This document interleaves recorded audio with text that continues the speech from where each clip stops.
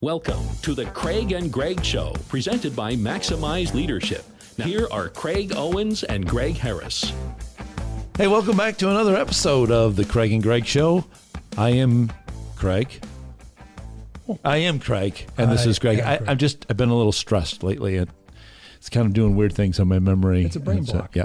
No, actually, that is what we'd like to talk to you about. You know, I think that there's a problem with some people trying and probably being very unsuccessful to make their home, their workplace, everything totally stress-free. Oh, I love that. Just, everything's just chill. Like a day at the spa. But, and I get it. There are some things that we can do that we've probably added some stressors to our life, but is it really possible that you could ever eliminate stress? I think we have to define what is stress. Yeah. And then the other part that I'd like to ask, if we could, call you, the viewers, what stress gets you to the place of, I got to get rid of this? Right. When you're talking work environment or leadership, there has to be that tension, right? Like, hey, we got to make some changes. Ooh, no, here we go. Right. But I love the balance of tension and not having a chaotic environment or toxic environment. Right. But I think what you found out before we did this, the notes for our podcast, it is interesting to hear mild stress is really helpful. Yeah. I don't know if that's been written or spoken enough about to relieve of I just got to have a peaceful, no noise. Right. No noise. Right. That's not feasible. So what when you read that or you saw the article or the study, you're like, this is good. Yeah, I literally, like when the headline popped off the screen, I'm like, oh, this has got to be a clickbait thing. Right. Yeah, exactly. At first, but okay, I'll bite, And then I started reading the research, and I'm like, wow, that really makes sense. But if you think about it, I mean, like right now, all of us, we got our heart pumping in our chest, and what makes for a healthy heart is for us to stress it. When we do we do cardio work, we stress it beyond where it needs to go so that during the other times it has the capacity. And I think that's what happens if we try to make workplace or home or whatever, we try to make it totally stress-free. There are some times that there's a crisis. There's a looming deadline. Yeah. We need to step up, and people they're like out of breath. I can't get there. Well, because we haven't developed the endurance to get to that spot. I wonder, as leaders, if we could create somewhat of an environment where, all right, I know we're going to meet next week, but I need this done by Friday. Is it really going to knock someone over? But now they've got a little bit under the gun. Sure. Or I got some expectations on me. There are some fascinating outcomes of that survey on why a little bit of stress is good. Kind of like you could say, shut your TV off for a while. It's good for you. Right. Take a walk in the woods. It's good for you. Yeah. Accept the stress. I'm going to make sure that we don't confuse a toxic environment, which can be very stressful. Maybe we chat about that. But I love that article, that the research you found. I'm like, okay, so I would have never thought a little stress they could document as very good for productivity. Yes. Alertness. Yeah. Maybe finding a window of, we can get that done. Versus we made it last 5 days this week. Well, and I think that, when you put, like, say that you got a work assignment and you put a deadline on it, like there's this prospect, we have got to get a proposal to them by the end of the day tomorrow. And people are scrambling around, pull together all the numbers, got to do the research, this kind of thing. I think having that deadline does create a little bit of stress right there. So, think about it. Would you want to eliminate that? Would you want to, what would happen if you said, hey, you know what? Whatever. Just, take your time. Whenever you get the proposal to you, what's your prospect doing? They're sitting back there going, I'm going to work with somebody else. Because it appears to me that they don't really care about me. Yeah. Or let's put it the other way around. Like say that I have a fender bender and I call my auto insurance company, I don't want them to just kind of like, yeah, whatever. We'll send an adjuster out when we can and, we'll get you a settlement check. I don't know. When we get around to it, just whatever, don't stress about it. And you're like, no, I don't have a car and I don't have the money to go get another car and I got to get to work. Right. I want you to, so, if you really think about it, you don't want to eliminate the stress. The deadline keeps people moving, but like you said, the word toxic in there, I think that sometimes we put artificial deadlines on some things. We put some artificial expectations that probably stress people too far. Right. It's no longer healthy. We've gone to the other side of it. Yeah, I think where stress really, maybe you share a little more of what you read in the research, but to me, the stress does something to the brain. Mild stress, moderate stress. You want to address because this is a muscle too, and we often don't. We don't treat it that great. Right. We're like, I make sure I can walk, and get my lungs and some leg work. But what about that? And obviously, the stress does what to our brain cells? Right. So think about when you're learning something new, and somebody goes, "Oh man, I'm really having a hard time. This is something new, and can we just go back to the way that we did it before?" Or, well, what your brain is doing during that time is, it's teachers, a lot of times you'll hear them use this phrase, they call it scaffolding. Oh. It wants to build on something that you've already learned before. You can't go to the third floor until you got the first and second floor foundations laid. Yeah. Well, what's happening when you're like going, oh man, is your brain is actually making new pathways. It's building a new part of the scaffold. If you remove the stress of doing that, if you just say, hey, let's just keep doing things the way that you can just do it on autopilot and you don't even have to look anything. You just do it like this. You're not growing any of those things. But the cool thing about your brain, on both the positive and the negative side, if you're learning new things, your brain can all throughout your life can continue to expand, continue to grow. Yeah. But as soon as you stop learning anything, your brain starts atrophying. It starts saying, oh, you don't need those connections anymore. We'll just dissolve them. We'll get rid of them. Yeah. And that's why you see a lot of people, after they retire, they don't have anything to occupy themselves, and they're just sitting there. They turn on the TV, and then they just sit there for 9 hours of the day, just parked in front of the TV. Yeah, and their brains just kind of shrivel. So that little moderate stress of like, oh man, I'm learning something new. This is hard. Yes, it's hard now, but stick with it. I like it. We didn't talk much in our notes about change, but that can be also a contributor to the moderate stress because, there's a better way to do it. And we as a team got to find that. And I think it just puts a little timetable on us, a little pressure. And take sports as an example. You're going to watch video or film of the opponent. Ooh, we don't have an answer for that play right there. Yep. Get to work. Right. Okay, so all right, back to the field. So you see opportunities to gird up, protect, battle, different. Yep. Whether you're in sales or manufacturing or leadership or nonprofits or ministry, the stress piece is kind of nice. Often I find the stress can kind of parallel with adrenaline if it's moderate. Sure. Maybe we should describe moderate, do you think, or did it? Well, I think it might be different for everybody because there's some people that are already like pretty wound up, and so it doesn't take much to get them going. And there's other people that they're so sanguine, so laid back that you're like sometimes you got to be like, let me poke you a little bit to get you moving here. We don't recommend that though. No, not physically. Don't do that. But well, you can write us directly, and we'll send you what we use. Yeah, some little goads. But one of the things in that stress of like moving people forward is you're also just kind of like how we're talking about brain cells expanding. You're also, when you say to somebody, here's something new, I don't know how to do this. Then what I'm asking them to do probably is go, hey, Greg, do you have some time to show them I'm supposed to be doing this and you're already doing it. Could you help me out on this? So just like your brain is developing a new network of neurons, you can develop that in your team. Or you also have somebody that, is saying, okay, I finally worked through the steps on this, and now your eyes are open to other people on your team. Oh, hey, you're struggling on this. Can I share with you some of the steps that some of the hurdles I overcame, some of the things I figured out? So again, that network is growing in your team to be able to share the load, to meet deadlines and that sort of thing. So I think that, how do you define moderate stress? I know.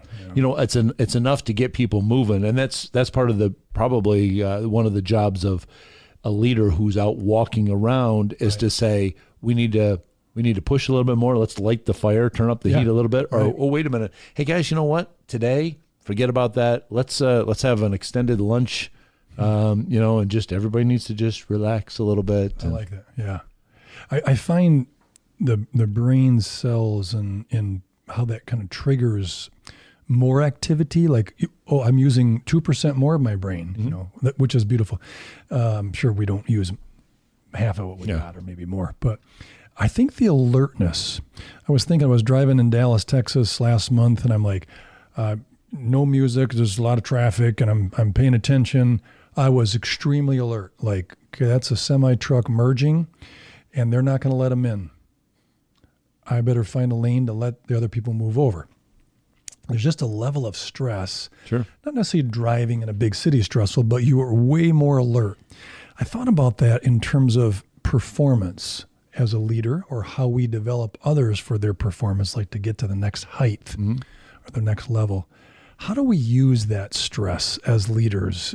Can we do incubation test groups?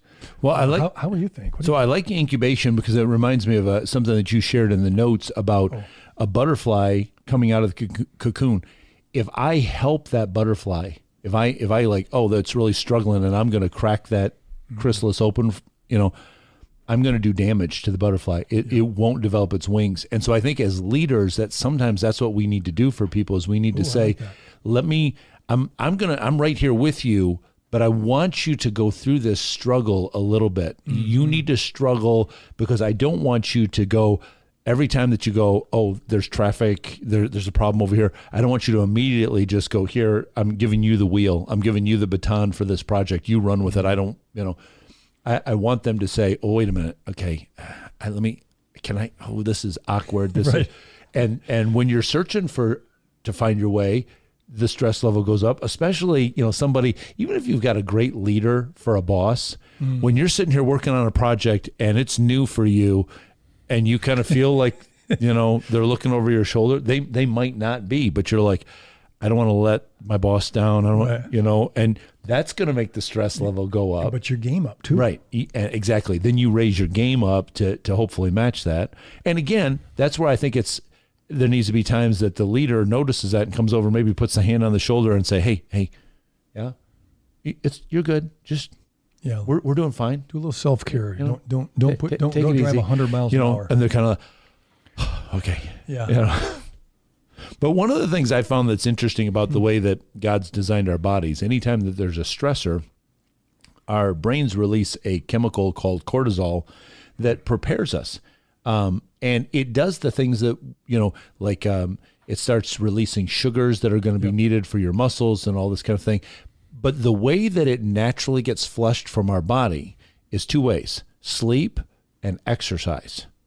Those are the two functions that naturally remove the cortisol, right? Or the effects of it. But what happens when somebody gets too stressed out? Yeah. The two things that usually go away from their life is they don't have time to exercise, and they're not sleeping well. Yeah. And then that allows, so the cortisol starts to come down, but it can't. They hit the next day running, and they're already a little bit higher. Now they're getting stressed out a little bit faster. That's where it gets into the toxic spot, and where we need to say, all right, it might be a good idea for you to just go outside, and, we've got a lovely park just up the street from the office here. Go walk a few laps over there. That fresh air, that exercise is helping to, reduce some of that cortisol and the stress. And then they can come back and, okay, my brain's a little bit more clear now. And even you see people, their shoulders going like this, okay. Oh, look at your shoulders came back down. Or as soon as you stop by, hey, how are you doing? Not right now. Yeah. Oh, would you like to snap the whole head off or just bite it a little bit? Yeah, just relax. Exactly. Yeah, it's all good. I think when we look at the combo that a moderate stress is good, it really complements performance, alertness, maybe even helps success. Like strength finders, which I really like to use. I know you like it as well. Yep. where, you have 5 strength that they're just so, we could put you in any spot, scenario, situation, and you're going to claim those 5 strengths pretty strong. They're not opposite of each other. No. They're complemental. Right. So your 5 have to work together. Otherwise, you'd be in a world of hurt. Right. I think the same thing with stress in a workplace. There has to be stress there. Yes. I mean, there's an expectation, there's a performance, there's a goal. It could be monthly, quarterly, yearly. Right. It could be, a quick reaction to, the client called, can't meet next week. They're meeting this week. Oh, all hands on deck. Right. I think the business strength, whether it's a nonprofit or for-profit, the business strength, the organizational strength gets better the more we allow the stress. And your example of the chrysalis helping the butterfly out, they didn't have to build their muscles to fly. Right. And they won't be able to fly. Right. And I think there's the disservice as leaders. Yeah. Maybe have you had an example where maybe you had a leader that was in your organization, or that one you reported to, or a emerging leader in your organization where you're like, I'd like them to handle stress better? Do you have an example? Yeah, I remember one that, like I said before, just really early in the process, she kept coming to me saying, okay, we got to this point, and she wanted to almost hand the files off to me, hand the where we were with the customer off. And then I'd say, why are you bringing this to me now? You're good. Well, I think we're at a really critical spot. Why do you think it's critical? What do you think is going to happen here? Well, I mean, what happens if they do? Well, I guess if that happens, we'll deal with it. But you are already so attentive. I mean, I already see you crossing the T's, dotting the I's. I'd like you to run with it a little bit farther. Interesting. I'd like you to go a little bit farther with it. And it took some nudging, because I'd say, all right, that was good. Next time, let's see if we can go a little bit farther. Mm-hmm. But the bottom line is, you're never really going to know how far you can go until you push it to that point. And that, again, that's part of a leader, is saying, all right, I want my team to excel, both as individuals and the whole team. But so I'm going to push, and then say, okay, wait a minute. Okay, that's good enough. I can't push them any farther than that, or I go to that toxic environment. Because then, let me share a quote, because I like the way he says this. This is from Andy Murray. A great team begins to happen when you have the right people on the bus, in the right seats, and the bus breaks down. That's kind of like what you said, all hands on deck. They work through the crisis, they get back on the bus, they're sweating and tired, and all of a sudden, something magical happens. They begin to talk to each other. Culture happens through crisis. Ooh. Unfortunately, many team environments have structured the crisis out. That's when you start to realize, hey, wow, they really stepped up. Right. I can do that. I didn't think that I could go that far. I didn't think I could. Wow.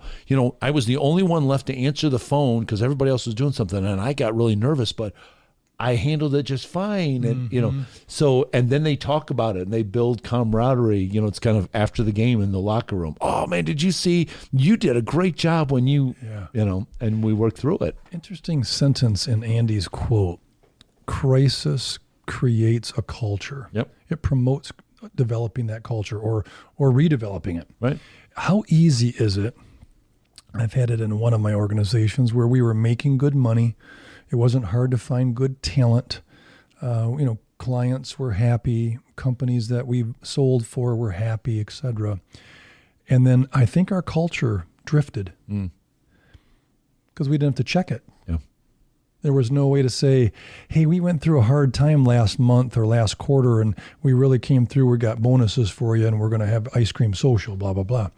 Without those crises, you really don't check your culture, which really is your unification, your unity together, you're unified as a group. That's a fabulous quote. Crisis kind of promotes or develops a culture more. Right. When it's easy, isn't that, remind me of the quote on the one where, the ship wasn't built to stay in the yard or on the dock. Right. It was built for sea. Right. And built hopefully for storms at sea to be able to handle that. But why do we avoid that, do you think? Well, I think it's just, because success feels so good, but success has built into it really the seeds of failure on the other side. If you go, wow, we're pretty good. And then you stop looking at, things that you can improve. So that's, I look at how many organizations, I mean, it's hard to win. It's hard to stay at the top. And if you look back through the history even of business, you see some companies that they were just the behemoth. They were so up on top of the heap. And where are they today?